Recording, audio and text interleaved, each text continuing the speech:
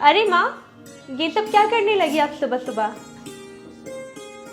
इतनी जल्दी क्यों उठ गई? मैं हूं ना, मैं सब कर लूंगी। तुम पर कैसे सब छोड़ दें।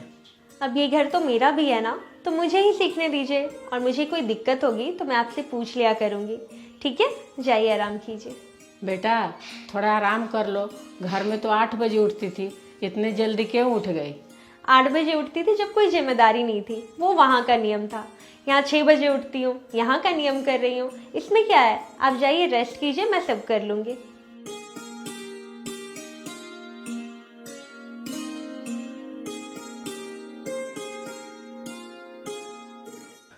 हनी, हनी जल्दी चलो ना, कितना तैयार होगी?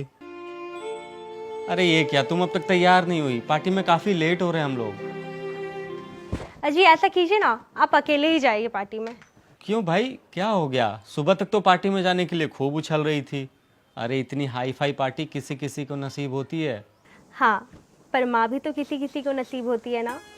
वो ऐसा है ना, उनकी सुबह से तबीयत ठीक नहीं लग रही है, तो मैंने सोचा मैं यहीं रहकर उनकी सेवा करूंगी। उनका तो काम है मुझे पार्टी में भेजना, पर मैं नहीं जाऊंगी। सो केयरिंग, सही बोल रही हो बिल्कुल। काश ऐसी बहू हर सास को मिले। बिल्कुल नहीं, काश ऐसी सास हर बहू को मिले। चलो ठीक है, माँ का अच्छे से ख्याल रखना, मैं जल्दी आ जाऊंगा। ठीक है।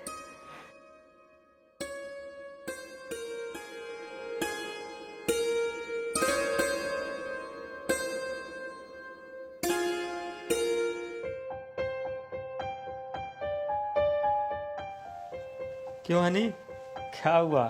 माँ से डांट पड़ी या फिर पापा से? दोनों से।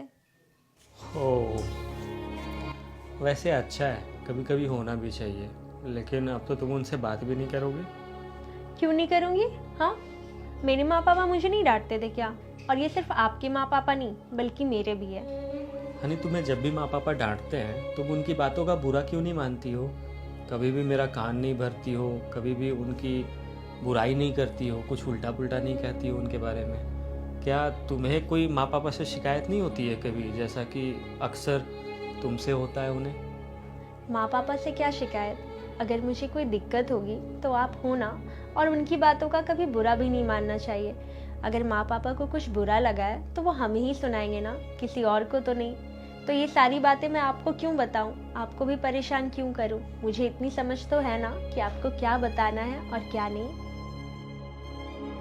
उस घर को बर्बाद होने से कभी कोई नहीं बचा सकता, जहाँ अपनों से बात करने के लिए लोग दूसरों से राय लेते हो। मिट्टी का मटका और परिवार की कीमत सिर्फ बनाने वाले को पता होती है, तोड़ने वालों को नहीं। परिवार में चल रही अनबन को हमेशा राज ही रखना चाहिए, क्योंकि ऐसी खबरों को लोग बड़ी ही दिलचस्पी से सुनते भी है और फैलाते भी है, भले ही उनके खुद के घर में महाभारत चल रहा हो। बहू, मम्मी जी बुला रही है, मैं आती हूँ।